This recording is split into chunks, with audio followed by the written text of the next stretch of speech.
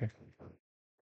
Okay, so you might be aware that volatile keyword is a very useful keyword in systems where we want to access values directly from the hardware level and not from some saved location or from some optimized access of the variable.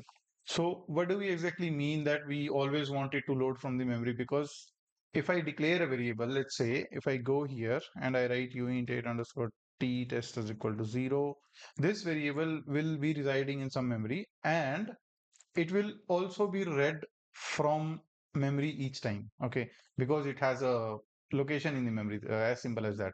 Every variable that you declare will reside in some memory address.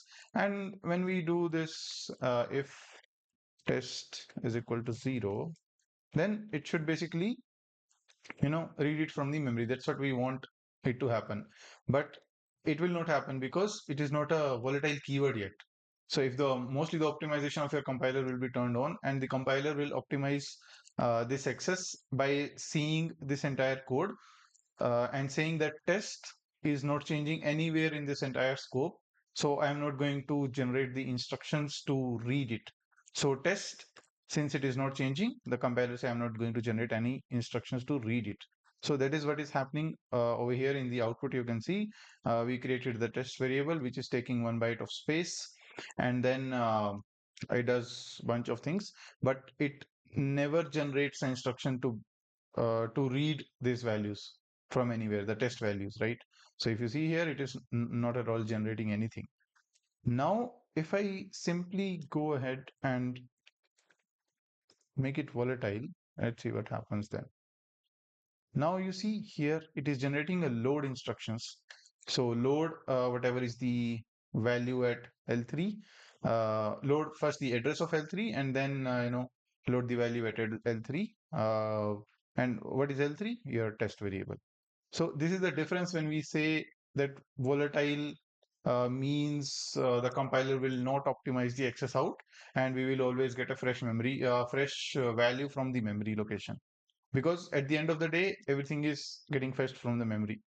So this is about volatile, and I can show you maybe my code as well. So if I just go to this file, I have these registers here, which is the channel control registers of DMA.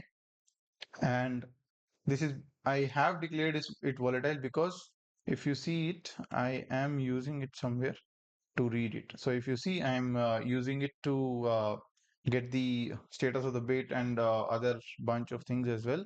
So, and I want this value to be directly fetched from the memory address inside my controller rather than from some optimized access, which is what I also shown you here, that if we do not declare it volatile, your load instructions will never get generated.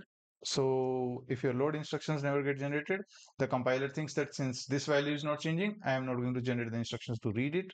And if it does not generate the instruction to read it, how will this your if code will be validated?